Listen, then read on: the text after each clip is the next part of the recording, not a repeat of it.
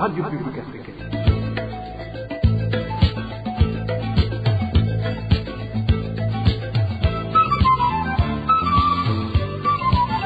Radio Publique Africaine.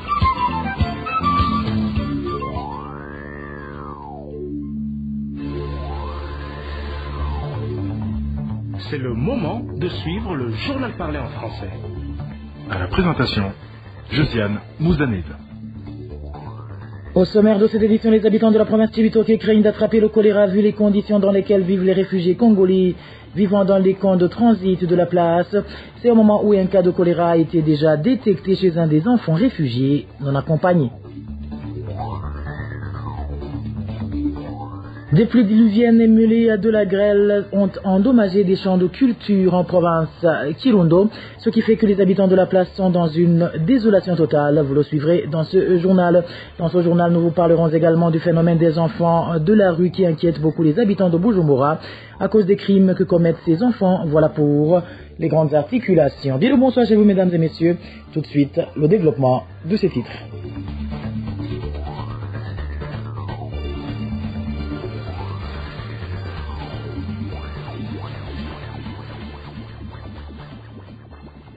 Bonsoir. Sécurité pour commencer. Si la ville d'Ouvira, frontalière avec le Burundi, tombe entre les mains du mouvement rebelle M23, cela pourrait causer des difficultés en ce qui est des relations entre le Burundi et la République démocratique du Congo, car la frontière sera désormais dans les mains d'un autre voisin avec lequel il n'est pas en bon terme. Cela ressort de l'analyse donnée à la RPA par Gratien Lukindikiza sur la guerre à l'est de la RDC, guerre dans laquelle le Burundi participe aux côtés de l'armée congolaise. Pour cet ancien officier de l'armée burundaise, qui suit également de près les questions sécuritaires, il est temps que le Burundi se retire de ce conflit intercongolais afin d'éviter de graves conséquences qui pourraient en découler. Suivez.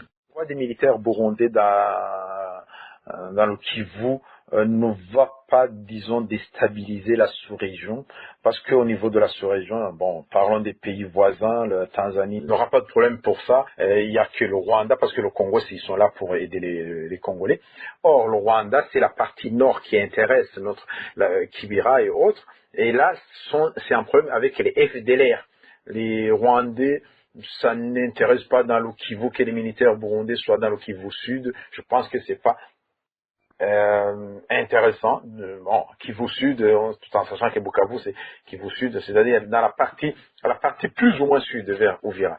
Donc il n'y a pas de déstabilisation. Je vois pas de déstabilisation de la sous-région dans ce cas. Mais le problème c'est que le M23 occupant la frontière avec le Burundi devient comme un État. C'est comme un mini-État. C'est-à-dire que le Burundi aura une frontière avec une rébellion. Et on devra gérer ce cas. Et pour gérer ce cas, il faut anticiper, il faut déjà faire la paix avec le M23, se retirer de la zone, en sorte que le M23 occupe Uvira en ayant déjà un accord avec le M23. Qu'il n'y ait pas une guerre qui continue, parce que si on continue à faire la guerre, c'est-à-dire que les militaires burundais vont se retirer vers le Burundi. Est-ce qu'ils vont se retirer en tirant? S'ils se retirent en se battant, c'est-à-dire que la guerre peut porter vers Bujumbura. Or, il faut éviter ce cas. Il faut éviter que le M23 bombarde la ville de Bujumbura, bombarde l'aéroport, bombarde le port ou les ponts. Donc, il faut faire en sorte qu'il y ait la paix avec le M23. Il faut gérer la situation en fonction de ce qui c'est le réel politique. Il y a le M23 qui s'impose par la force, on en tient compte et on fait avec. Tshisekedi, on ne sait pas ce qu'il va faire. Le président d'Aïchimé, d'ailleurs, je ne sais même pas s'il reçoit encore l'argent. Tshisekedi, il a du mal même à négocier avec le M23, même s'il le dit. Après, il dit qu'il n'a pas dit. Donc, le Burundi doit en tirer une leçon et dire finalement, cette guerre du Congo, c'est terminé pour nous. On essaie plutôt de faire la paix avec les voisins, avec le Rwanda. Et le voisin M23 aussi, on doit en tenir compte. En parlant justement de cette guerre qui sévit en RDC, la menace d'une épidémie plane sur les centres de transit à Lugombo, en province Cibitoke.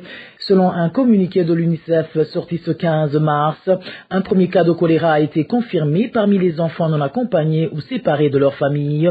C'est au moment où plus de 47 000 réfugiés congolais fuyant les combats à l'est de la RDC vivent dans des conditions précaires, favorisant la propagation de cette épidémie. Le point avec Elvis Nyomongere.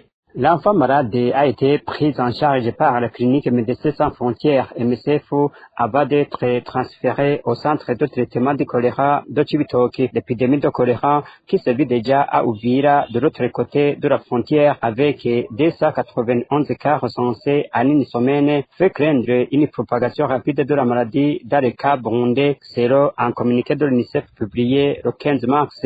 L'organisation alerte également sur la vulnérabilité des enfants face aux conditions sanitaires dégradées dans ce cas. À Rugombo, les infrastructures d'accueil sont débordées. En plus de 47 000 réfugiés hébergés dans le stade, 6 166 autres se trouvent sur le site de Cibitoke. La surpopulation et le manque d'hygiène augmentent les risques sanitaires. Nos sources alertent sur des enfants jouant à proximité des immondices inconscients du danger. Pour limiter la propagation de la maladie, des localisations sont encore vers le site de Mousseini et un second centre devrait être opérationnel dès la semaine prochaine à Bweru, dans la province de Ruyigi. Selon nos sources, l'UNICEF indique que 391 enfants non accompagnés et séparés ont déjà été identifiés parmi les nouveaux arrivants et beaucoup d'entre eux pourraient être victimes de graves violations à raison du conflit en RDC. Merci à toi Elvis Nyomungiri. En page politique, l'on parle de la suspension ce dimanche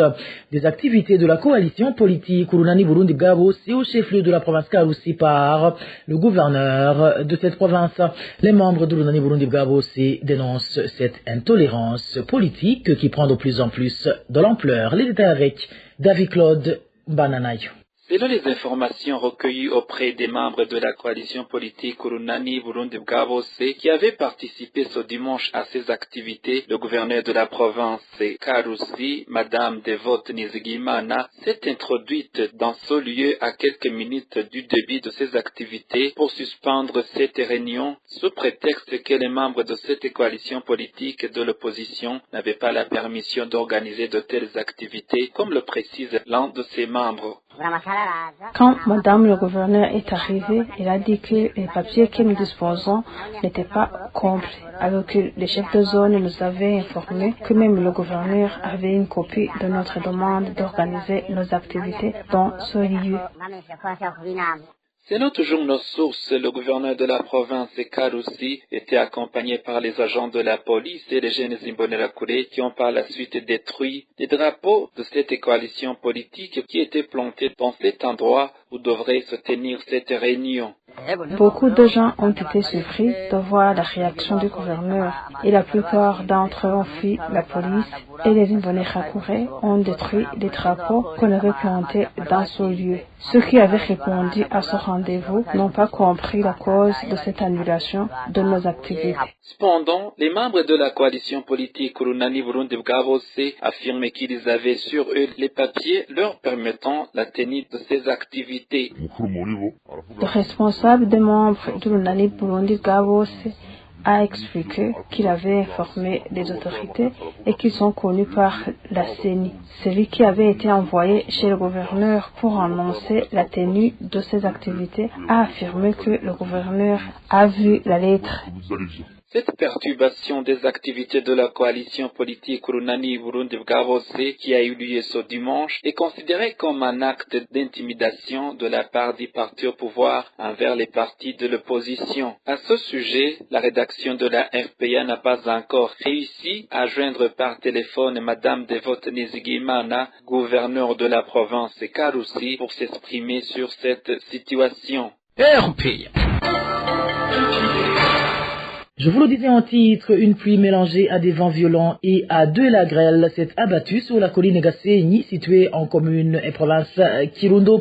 Selon certains habitants de la dite localité, cette pluie a causé beaucoup de dégâts dans des champs de culture endommagés. Les détails avec Eric Neonzema. Aux environs de 14 heures, une forte pluie mélangée à des vents violents et de la grêle s'est abattue sur la colline Gasséni, située en commune et province Kirundo.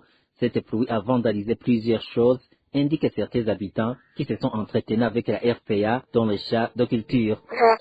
Une forte pluie s'est abattue ici à Gasséni à partir de 14 h jusqu'à 16 h. Il a vandalisé plusieurs choses comme des champs de bananeraies et 5 maisons détruites. Les victimes de cette pluie demandent actuellement de l'assistance. Nous demandons que les autorités administratives nous rendent visite et qu'ils nous apportent de l'aide. Interpluie s'est abattu il y a à peu près 2 semaines au niveau de la commune Negastiwe, dans la même province de Kirundo, et avait aussi endommagé plusieurs choses.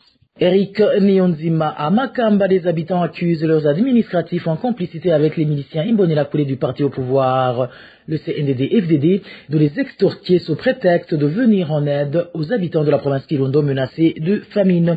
En train de collecter des vivres faits essentiellement de graines de maïs, ces administratifs compteraient les revendre comme semences à ces cultivateurs à un prix très élevé lors de la prochaine saison culturelle. Walter Quizera pour plus de détails.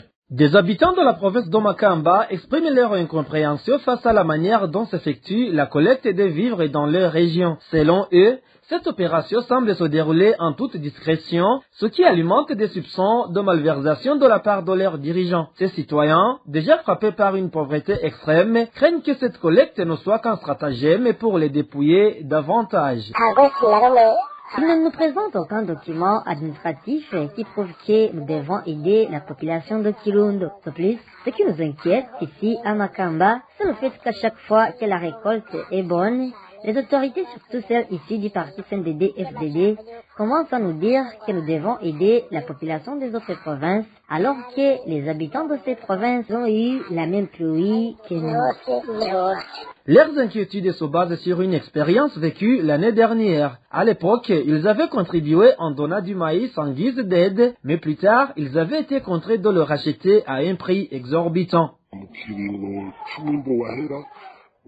Durant la récolte de l'année précédente, ils ont collecté une aide en nous disant qu'elle est destinée aux habitants de la province Kirundo. Et par la suite, nous avons entendu qu'il y a 5 tonnes de maïs qui ont été transportées en Zambie. Pire encore, souvent, ces autorités nous vendent les mêmes maïs comme semences à un prix de 1700 francs burundais dans un sachet contenant 35 kg. Vous comprenez que c'est un commerce de haut niveau.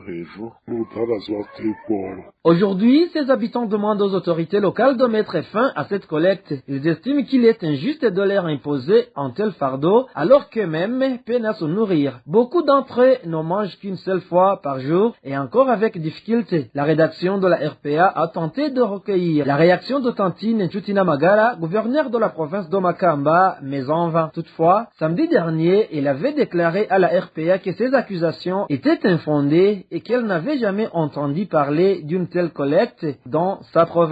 Merci également à toi Walter Quizeda. Et puis en page société, les citoyens qui exercent leur métier au centre de la capitale économique Bujumbura s'inquiètent de la présence en grand nombre des enfants en situation de rue.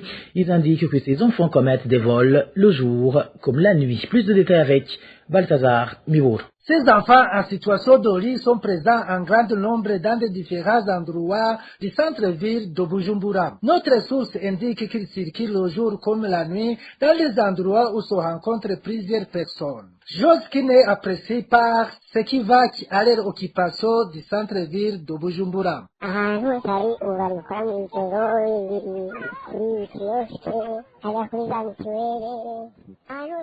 Ces enfants se remarquent près des bistrots qui ouvrent pendant la nuit, au centre-ville, au kiosque Braroudi, aux alentours de la mutuelle, et là où des personnes se rassemblent en grand nombre. Et pendant la journée, ils circulent dans toute la ville et ils sont très nombreux. La nuit, la situation devient pire. Par exemple, près de l'endroit où se trouvait l'ancienne boîte de nuit dénommée Havana, et près de la boîte Toxique, à l'endroit où se trouvaient les anciens bureaux de la PAF, là-bas il y a une boîte, et près de la boîte Arena, en face de l'église des Grecs, dans toutes ces places, on y voit plusieurs enfants en situation de rue.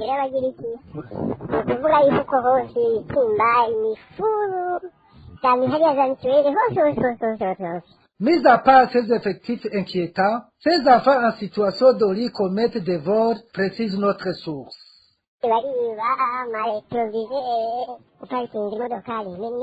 Ils volent des rétroviseurs. Si tu gares ton véhicule, tu ne sauras pas comment, ils l'ont ouvert et ils emportent tout ce qui est dedans. Vraiment, ces enfants commettent plusieurs dégâts au centre-ville de Bujumbura. Pendant la journée, ils vont se reposer au kiosque de la Braroudi, situé au centre-ville. La situation de ces enfants d'Oli se présente ainsi, alors que l'année dernière, nombreux parmi ces enfants avaient été rassemblés dans des centres situés en commune Mishira, province Chankuzo. Mais certaines personnes font savoir que leur suivi n'était pas assez satisfaisant. Et voilà, amis fidèles de la RPA, c'est sur ce reportage de mon confrère Balthazar Mebouro que prend fin le journal en français de ce dimanche 16 mars 2025. Merci pour votre aimable écoute. Merci également aux équipes rédactionnelles et techniques pour leur franche et parfaite collaboration. À la présentation de ce journal, vous étiez avec Josiane Muzaneza. Passez de bons moments chez vous. Au revoir.